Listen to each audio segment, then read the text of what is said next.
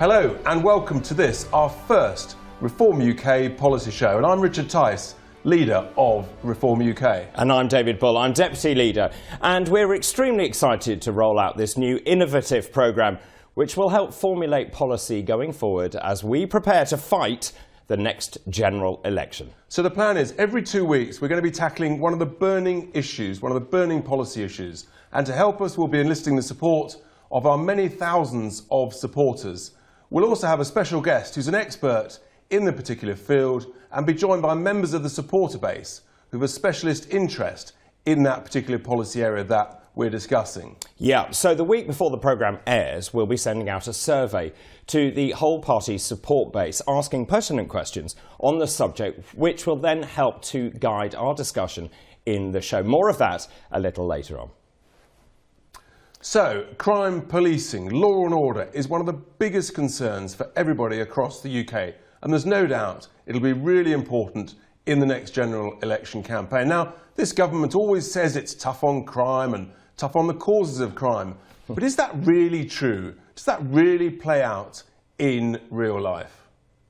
Well, the most staggering statistic is that the crime rate is up 38% in 5 years when you measure per thousand population, which are extraordinary figures. Unbelievable number. Violent crime is up over 120% in 10 years. Knife crime in the same period up over 90%. Which is extraordinary. But perhaps most shocking of all is just how few police are now on the streets. Richard, I couldn't believe this, but the latest figures show that there are only something like 153,000 police officers across the entire country, which seems to me very staggering given there are over 66 million people in this country. Well, we know the Conservatives reduced the police numbers by 20,000 people. Even more concerning is just how few crimes are actually solved. The latest figures show that only 7% of reported crime leads to a charge or a summons. Less than 5% lead to a caution. Nearly 40% of crimes never identify a suspect. I mean, this is just an appalling record. Yeah, it's not a good record. And coupled with that, people just don't feel safe. 32% of women in the UK say they feel unsafe or very unsafe when walking in their local area. So, we had a survey done which we sent to all our supporters on law and order, and we had a staggering response. 17,000 of you kindly told us what you thought. Yeah, thank you very much indeed for doing that. So we're going to use those questions as a framework for this show to guide the discussion, and ultimately we'll use your responses to formulate Reform UK policy. Which is great. So, to facilitate the discussion, I'm delighted that we're joined firstly by Julian Smith, QC, who's really experienced in this area. Hi there, Julian. Great to see you. Thank you for being with us. Good afternoon. It's lovely to be here. Well, it's wonderful to see you, Julian. Let me also tell you, we're joined by members of the party, all who have specialist knowledge and insight into the area, and here are just two of them. A very warm welcome to you too. Good afternoon. Good afternoon. Right, okay, Great. so what we're going to do, we're going to start by showing you some of these survey results. So let's start with the first question. We asked this question: do you believe there is a problem with police numbers and or funding? And this is what you, the great British public, said. 70% of you believe there is a problem with police numbers or funding. Unsurprising, Richard. Just extraordinary. 70%. You know, we've got to change that. It's just not good enough, is it? No, it isn't.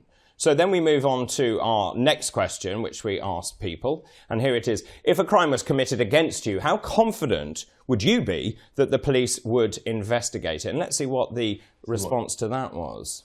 1.8 out of 5. I mean, it's just, you know, such a low score. It's just not good enough. So essentially what we're saying is something like less than 40% of people are confident. I mean, that smacks of, either incompetence or just incompetence, no confidence, or a lack of whatsoever. confidence. Yeah. And then we ask this question, which is, if a crime was committed against you, how confident would you be that the police would find and then prosecute the perpetrator of the crime, which is essentially what you would expect? And this is the answer.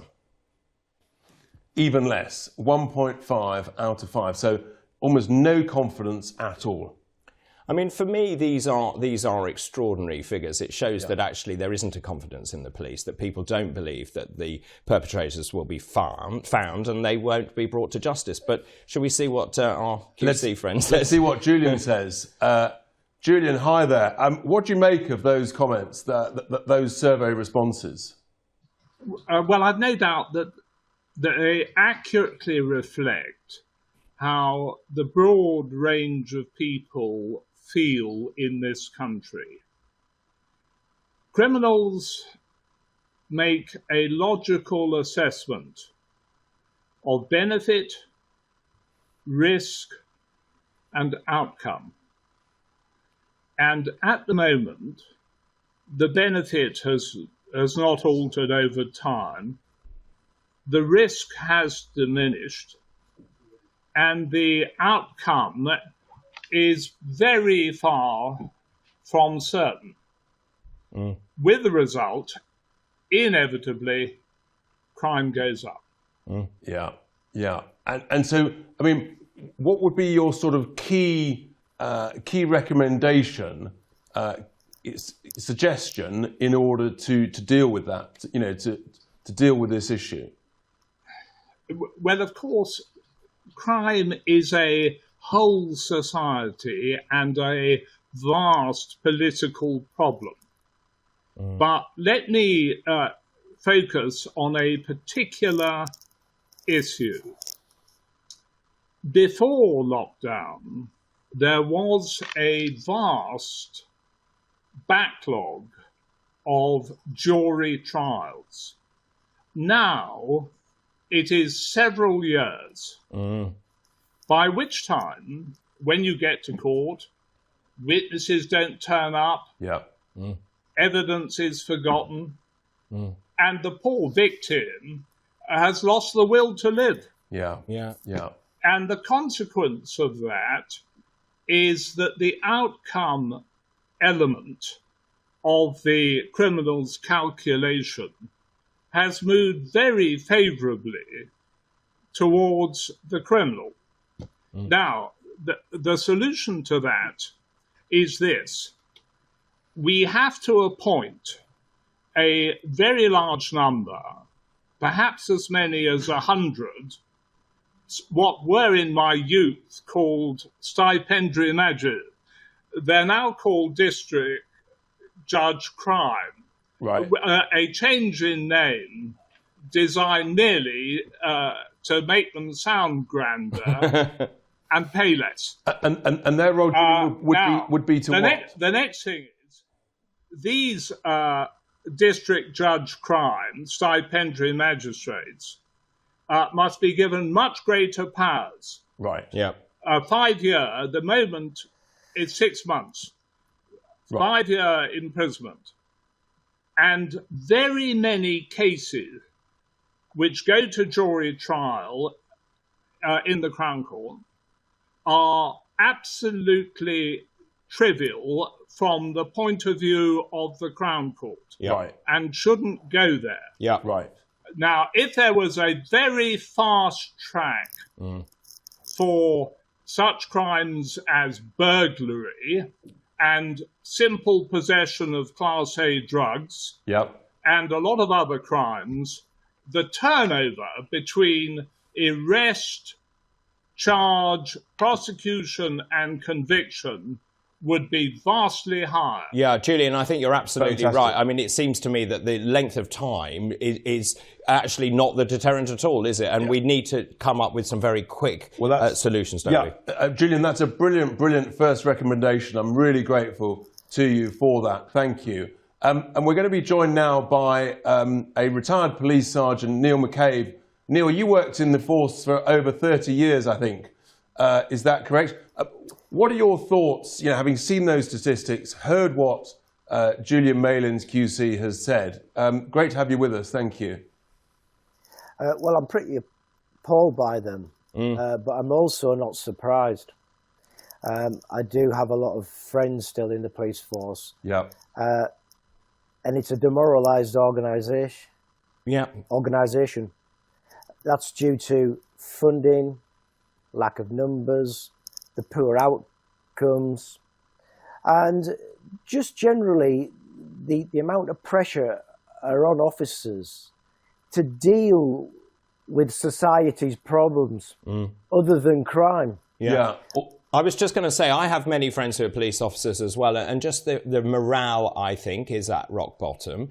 I think there are many police officers who are extremely good who are leaving, which is a disaster and a travesty. Where is that pressure coming from? Is it government, or is it the people in charge of the police, or is it from society? Is it government actually saying the police need to do more for less?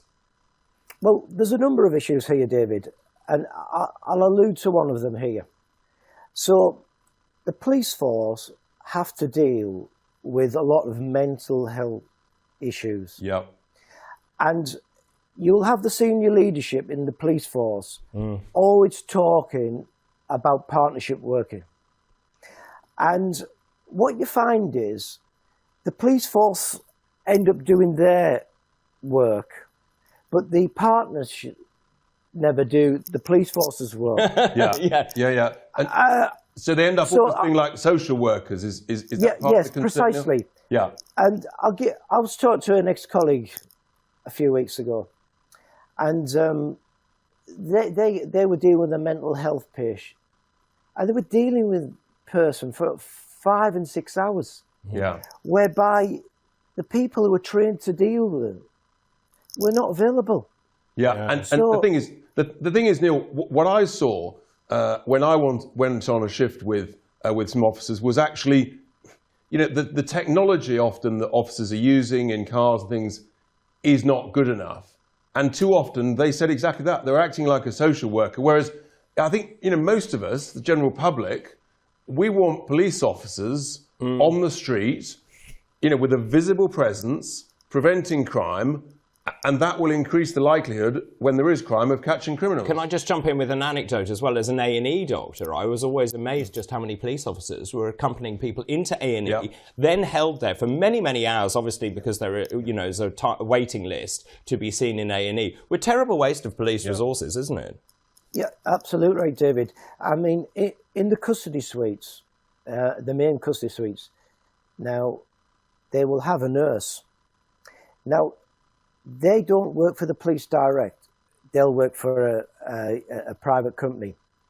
But the problem is, a lot of them are so risk averse, they will pass the decision making onto the A&E doctors, who then turn around and say, there's absolutely nothing wrong with this person.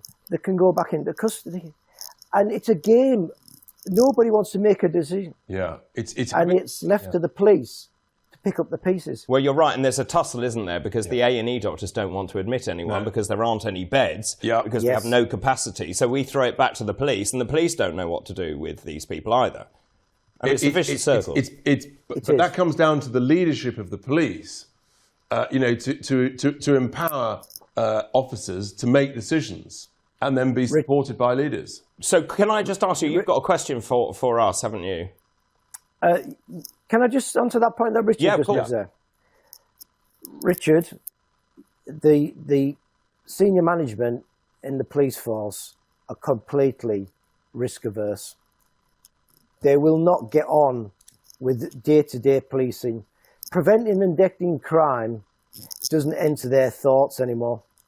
And it really doesn't. And is that risk aversion, Neil, coming from what they feel their political masters want, or the police and crime commissioners, or is it just a general lack of confidence amongst themselves? I think it's a lack of experience amongst themselves. And most of these people have risen through the ranks very quickly and done very little police work. Yeah, interesting. That's really interesting, Neil. Well, look, did you just want to say what our policy would be? I mean, we just think that we've got to be so much more confident. The leadership has got to be stronger, to empower the officers, and we've got to have many more officers on the front line as opposed to sitting behind a desk. That surely has to be the way forward, Neil. Well, you're absolutely right. I mean, I will talk about putting extra officers on the street now, if you'd like me to. Well, I mean, in a sense, we're going to be talking about that, Neil, for months and all the way through to the general election, because it's what the members of the public expect. It's what used to happen, and there's just too much of a shortage. Well, Richard, I mean, I'll say something to you now. For me, in 2003, the Labour government made a massive mistake. They introduced police community support officers to deal with antisocial behaviour. Yep. Now, every survey you will see the public talk about antisocial behaviour.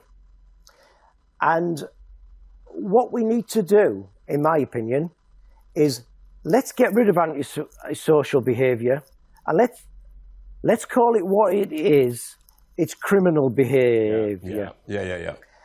And we don't need unwarranted people in uniform walking the streets. We need police officers. Yeah, we need police officers. And so the budget and the money gets spent on PCSOs, the police could have an immediate uplift in officers on the streets. Well, Neil, that's fantastic. I mean, there's no doubt in our minds that we've got to have a much stronger policy. We've got to aim for zero tolerance. You know, they had it with their broken windows policy in New York. And, you know, you've got to start, people have got to know that, you know, if they commit a crime, then there are going to be consequences. You have it overall, if you have a zero tolerance policy, then that has to be the place to start. And that's what we're going to be working on. Neil, we're going to have to leave it there. But we'll definitely be talking again as we evolve our policies through to the next election. Thank you very much indeed, Neil. Really appreciate your thoughts. Okay, thank you very much. So let's look at some more questions and your answers. So we asked this question: do you feel more or less safe in your area than you did 10 years ago? And what did people say? This is what they said. 57% said they felt less safe, and 41% said they feel as safe or unsafe as 10 years ago. Not exactly progress, is it? Not exactly a ringing endorsement, is it? Let's move on then. Richard, do you want to read the next question? The next question, do you feel sentences are too harsh, lenient, or just about right? I can guess the answer. Too lenient. Nearly 94%. That is extraordinary. 17,000 people saying too lenient. Now, I wonder what's driving that. Is it because of the way the press reports it, or is it because the people really do feel that they are too lenient? I think it's a lack of confidence in sentences, and I think a real concern that too many sentences are not borne out. People only serve sort of 30, 40, 50% of the duration of the sentence. And I've never understood why, when a sentence is given, no one ever serves that sentence. I've never understood it. Well, I mean, 5 years should mean 5 years. I've never understood it either. Well, I'm glad we both don't understand. Let's have another look at the next question then, which we asked this one. Would you support building more prisons? And I can guess the answer to this one too. Let's have a look. It's almost the same, isn't it? 89%. And in a sense, that's completely logical, isn't it? Yes. If people want longer sentences, if people feel quite rightly that remission is granted far too generously, then the consequence of that is you need more capacity. Yes. And that means more prisons. But it also shows that there is such a lack of trust from the public. And the public, remember, are the taxpayers. They're paying for all this stuff. So they're obviously feeling they're not getting good value for money. There's a huge disconnect between what the public want. The public want police officers on the streets, preventing crime, catching criminals, knowing their communities. They want sentences to reflect the crime. And the statistic we read earlier, that like 7%, just 7% of crimes are actually then end up being charged. You know, we'd want that to be over 50%. Of course. I mean, I find these stats absolutely terrifyingly mind-boggling. I really do. So do I. It's not rocket science, is it? It's really not. Well, I mean, there's some really interesting stats there, and delighted to be joined now by Peter Jewell, a retired magistrate. Hi there, Peter. Thanks for joining us. You see these statistics, and you know, in your experience, you know, over many years as a magistrate, what are your reflections on that? Well, they have. I mean, obviously, one of the major crimes today is cybercrime. and we're not really going to talk about that today because I think it should nearly be hived off into a very specialist area by the government. But if we take the things that affect people, like dwelling house burglary,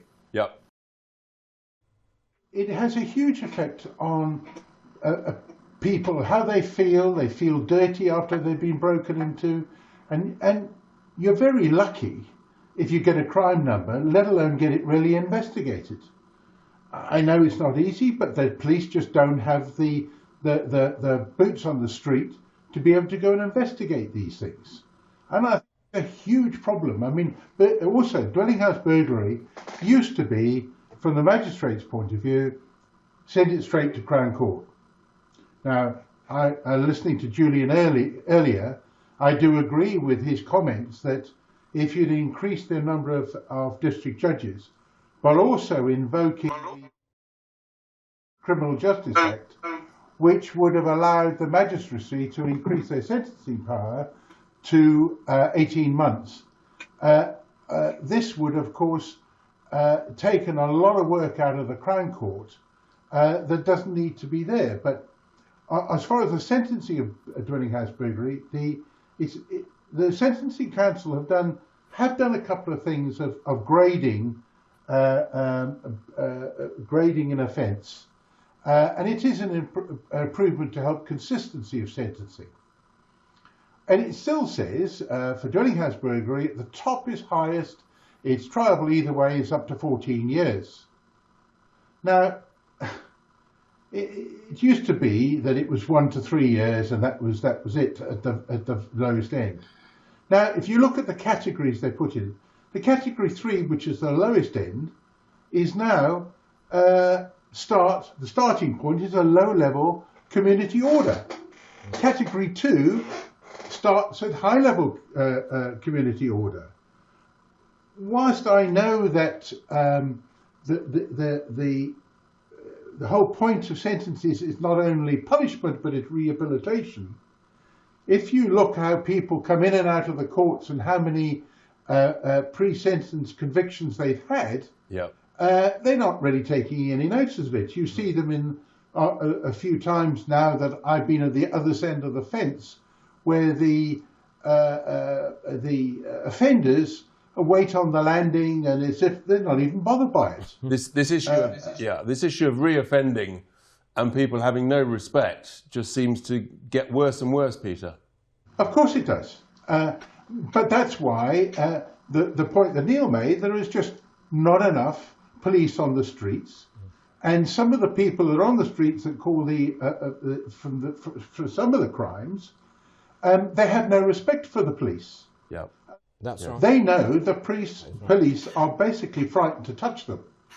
And therefore in my day, you were frightened of the police, and you were more frightened that the police were going to take you home to your parents, where you got into more trouble. Yeah, and I think, when you are a victim of burglary, for example, I think you resign yourself to the fact the police won't do anything about it, and you just want a crime reference number. I mean, that's a terrible state to be in. It's a terrible state, but it's a complete lack of confidence, and it's got to change. It comes back to this issue of zero tolerance. Peter, thank you so much indeed for those thoughts. We're going to be coming back to this in the run-up all the time, in the run-up to the general election. It's just not good enough. You hear about these issues, you hear about the lack of boots on the streets, it's we just know there has to be so much more clarity on the outcome. You've got to catch the criminals. You've got to get justice. Victims have got to feel there's justice, and the criminals need to know that a sentence means a sentence. I just think what is extraordinary for me, and we've seen this with other aspects, is the public are so resigned to the position we're now in, and there isn't the outrage and the outcry that there really should be, because unless there is that, we'll never make a difference. That's right. Well, thank you for that, David. And we've got hopefully some final thoughts from Julian. Just having heard all of that, Julian, any final thoughts? Well, my colleague, after years of experience as a magistrate, is quite right. But I think we should be careful of criticising the judges, because judges have to follow the Sentencing Council guidelines, which come in a book with every category of case, and in some cases they're absurd. For example, with fraud, the sentence and the grading is based not on the harm, but the amount of money stolen. So if you rob,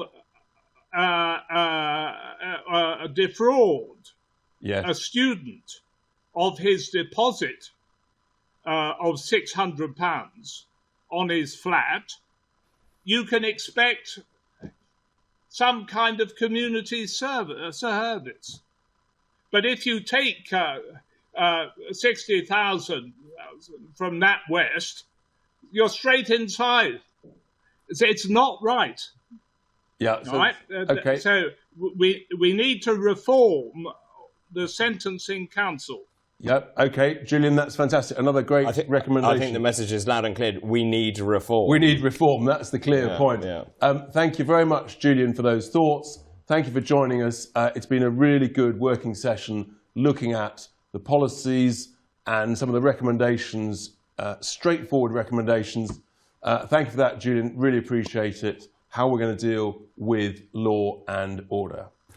Well, we've got to keep on the subject of keeping Britain secure. And that also, of course, means border control and the huge issue of the illegal immigration crisis coming across the Channel. And we asked some questions of our supporters, and the results were pretty clear. The first question was, Britain's giving £54 million extra money to France to halt the migrant crossings across the Channel.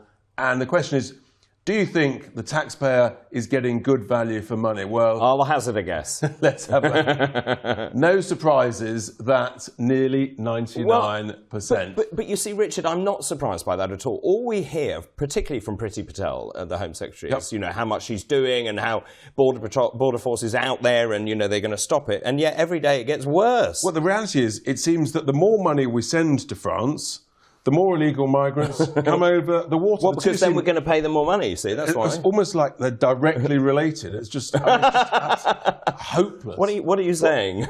It's driving people mad. It is. So, we then went on to ask another question, and here it is. We then said, what changes would you like to see made to our response to what is happening in the English Channel?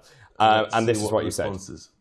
So we've got almost 60% want to increase the border patrols from our border force, and also want to see an offshore processing centre or indeed processing centres back in France. Do you know, it's extraordinary just the number of hotels that have been taken out of action by the fact that you've actually had to house many of these people who've been rescued. And I think I can see why the public believe that, because I think that would be a disincentive, wouldn't it? Which is that you know, obviously if you are then brought in by Border Force, you need to be processed. We need to make sure the right people are coming in. The one example which we know worked was the Australia example, where they said nobody will be landed in Australia. And yes, it was a tough policy, but I think the British public would support a very clear policy that says we will take the boats back to France, which I believe under existing international law we're allowed to do. And that way, everybody knows that they're not going to land in the UK, and that then becomes a proper disincentive to the people paying the people smugglers. And the people smugglers themselves know that they will be caught, and that actually everybody will go back to France and then be processed in France. You could then have a sensible discussion about who's sharing the cost of that processing. But if nobody is allowed to land at the UK, it absolutely transforms this whole discussion. Obviously we were both in the European Parliament. I wonder how much political goodwill there is from the EU, because obviously it might, I'm just suggesting it might suit the EU for them to arrive in Britain. But the reality is that if people think that they are going to be essentially helped across the water, either by the French Navy or by our own border force, then the numbers will keep growing, particularly in good weather, calm waters, and they have to know that actually, no, we're going to take them back from where they came in France, and they'll be processed, and they should be processed really promptly, like 1 or 2 weeks. That's what the Australians did. It worked. You know, let's follow a good example. No doubts, that works. You know, we should do what they did. I couldn't agree more. Well, I think it's, you know, we have to be clear on this issue that in a sense, illegal immigration across the Channel has to stop, and it's no good Priti Patel continuing to talk a good game, but the numbers increasing. You know, we need action, not words. Next question. Well, the next question, of course, feeds very nicely into my rather cheeky response, which is we asked this question. Do you think we need to work with other European countries to resolve the migrant crisis, perhaps with a single Europe-wide processing facility that allocates quotas to different countries for those seeking asylum?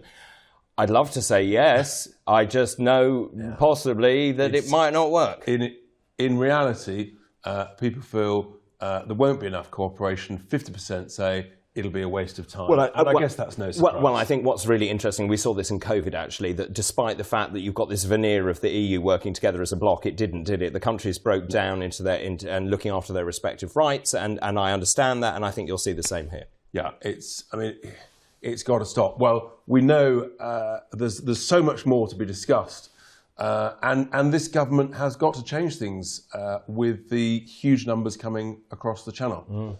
So that's that. And then we've have got to have a discussion about the terrible events that we've seen just recently over the last few days in Afghanistan, which has utterly shocked us all. And in a sense, it's a complete humiliation of foreign policy, not only for the United States, but actually for ourselves in the UK. You know, we've invested so much blood and treasure of our own brave soldiers and people in the services.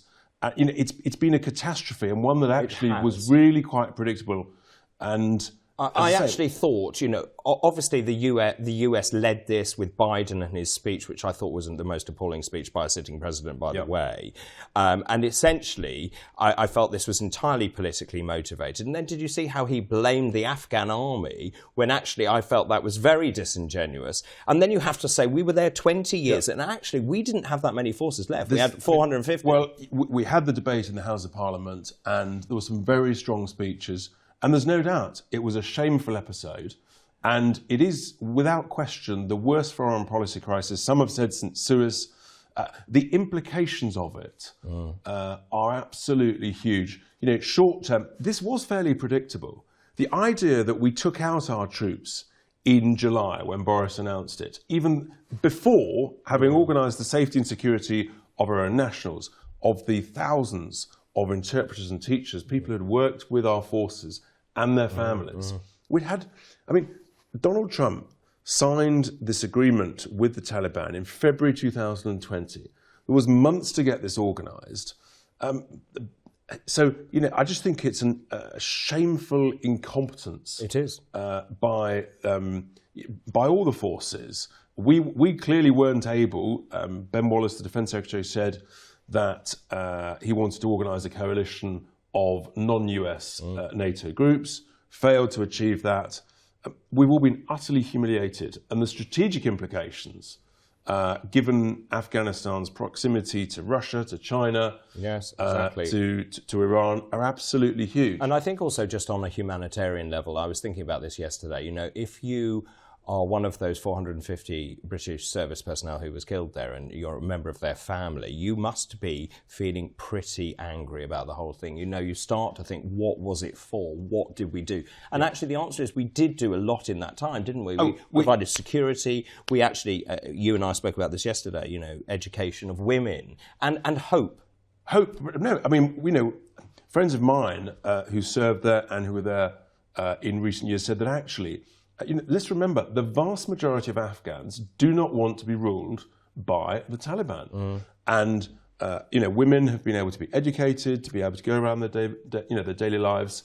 We were seriously involved in making dramatic improvements into the way that Afghanistan was run. And so we've actually got Mitch William with us. Hi there, Mitch. Mitch, you served in Afghanistan, and thank you very much for your services. Do you want to give us your thoughts on the humiliating events over recent days and just some of your experiences? It must be a really difficult time for you. Well, the events of the past few days have been utterly horrendous. I think we can blame the hasty withdrawal of the US forces for the chaos that's ensued over the past few days and weeks. However, we would either need to stay there forever, or I really do think this was inevitable, and unless we did keep perhaps a multinational brigade with air support embedded in with the Afghan troops for the next 50 years. I think this was unavoidable. But due to the... I think Richard's point is valid. Sorry, I got my figures wrong earlier. I think we had 800 British troops there at the end and 2,500 Americans, something like that. Surely Richard's point is valid, which is actually we could have seen this coming and there should have been a tapering off so that the Afghan army, who we trained and trained to a very high degree, could have taken over and had the confidence to take over. Wasn't it just the speed? Yeah, definitely, I would agree. The hasty withdrawal, essentially, the running away and essentially ditching them, obviously created this drama. What we should have done is embedded JTACs, so forward air controllers, in with the Afghan troops and provided them sufficient air support and a gradual wind down over a good couple of years. Yeah, I mean, the reality is, though, Mitch, with some of these, where we have troops embedded, whether it's in Cyprus, where we've been in for many decades, the Americans, for example, in South Korea, they've been there, again, for many, many decades.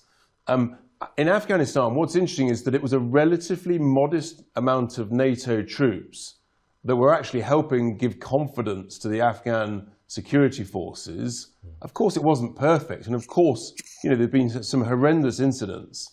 The Taliban assassinating female judges at the beginning of this year, for example. But it was a lot better than the alternative, was my thoughts. I mean, overall, though, hopefully, Mitch, you still feel that it was worth it, given the difference we made to many millions of people's lives in Afghanistan over that 20 years. Well, it was worth it at the time, yeah. Like, for instance, when I was on patrol in Afghanistan, my father used to send me out coloured nin pens and books, and I'd keep them in my map pocket. And giving the little kids that, it was like the equivalent to giving a child here an iPad. So, yeah, we'd done a good job when we were there.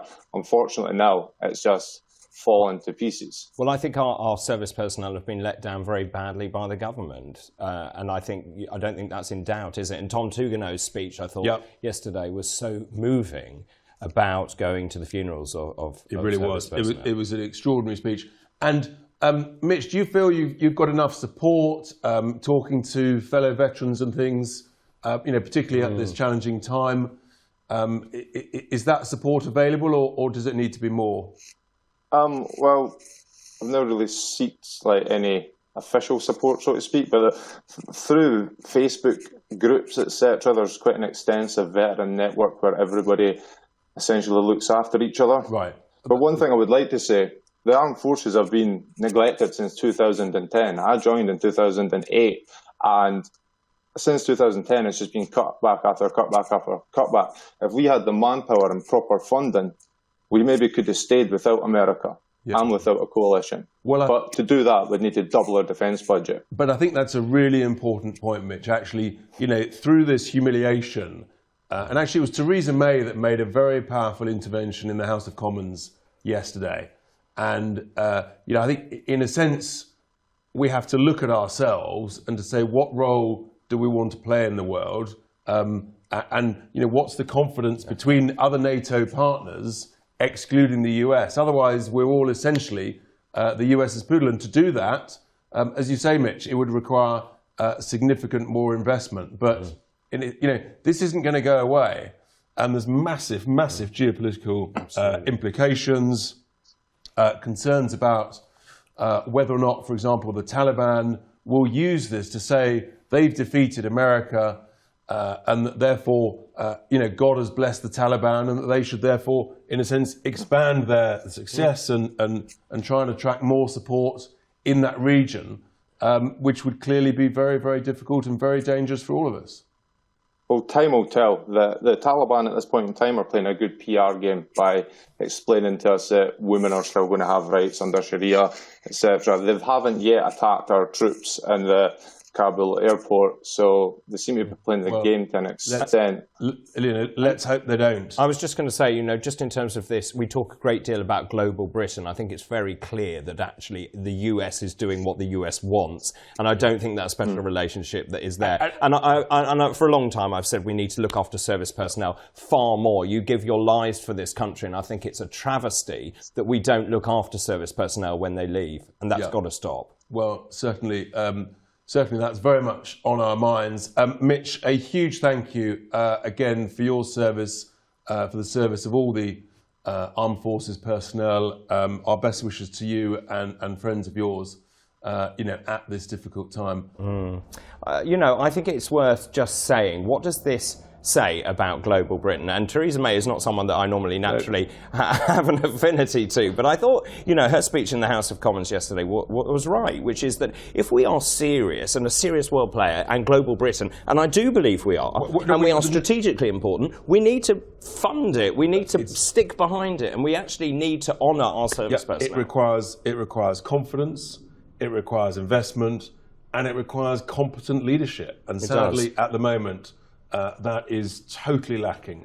It's lacking not only from the government, but from the major opposition. And, it's led to a complete humiliation, events that were sadly very predictable, and many did predict it. Yeah, I think it's just worth saying that the whole point of these programmes is because we believe in reform. This is about making real policies and providing real change and providing true opposition, because ultimately we are gearing up for the next general election. And we're going to keep on these themes of competence and leadership. Well, a big thank you to our guests who've contributed: Julian Malins, Neil McCabe, Peter Jewell and Mitch William. Yes, thank you. Now, don't forget, you can get involved too. We would love to hear your opinion, and please do sign up to the Reform Party. Have a look at our website. The address for that is www.reformparty.uk. Or you can call us on 0800 414 8525. Well, that's all we've got time for here in this policy group on Law and Order. David, a huge thank you, as always, for your assistance. It's been a really good session, and there'll be many more. Yes, thank you very much indeed, Richard. And do obviously keep your responses and your questions and your thoughts coming in.